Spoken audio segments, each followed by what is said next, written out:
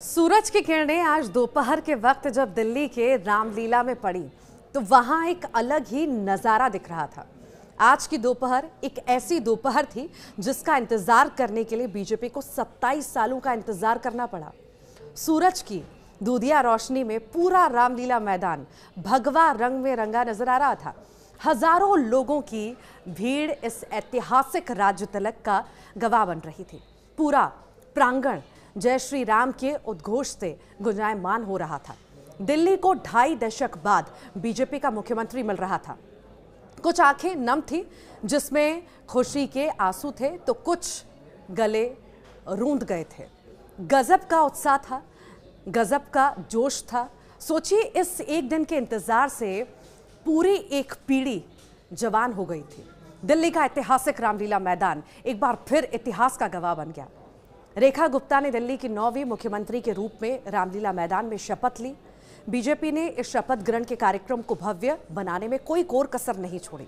और हो भी क्यों ना, 27 साल बाद बीजेपी का कोई मुख्यमंत्री दिल्ली को सत्ता में काबिज पर हुआ था। भला ये कोई छोटी मोटी बात नहीं है।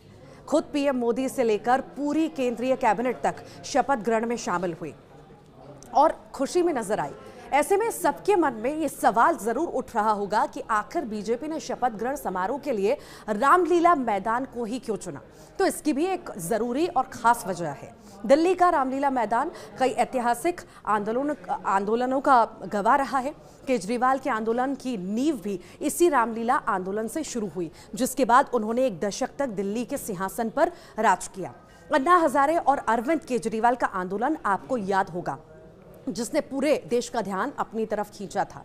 उस आंदोलन की जमीन रामलीला मैदान से ही तैयार हुई थी।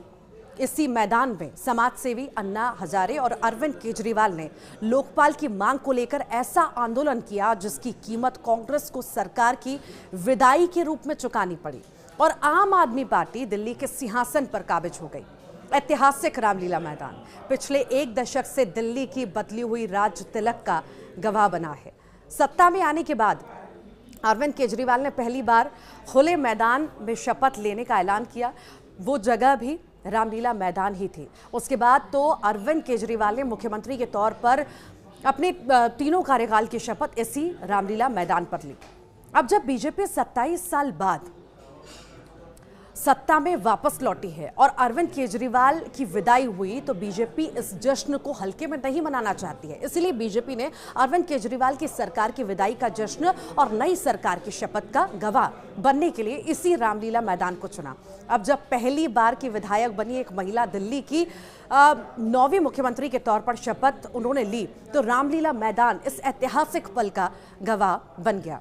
समाजवादी विचारक राम मनोहर लोहिया ने कभी कहा था कि जब सड़कें सूनी होती हैं तो संसद आवारा हो जाती है। सड़कें सूनी हो जाती हैं। रामलीला मैदान कई ऐतिहासिक पलों का गवाह बन चुका है। ना जाने कितनी सरकारें बनी और बिगड़ी। अब जब 27 साल बाद भगवा रंग में नजर आया रामलीला मैदान, एक नई इबारत लिखने को तैयार है।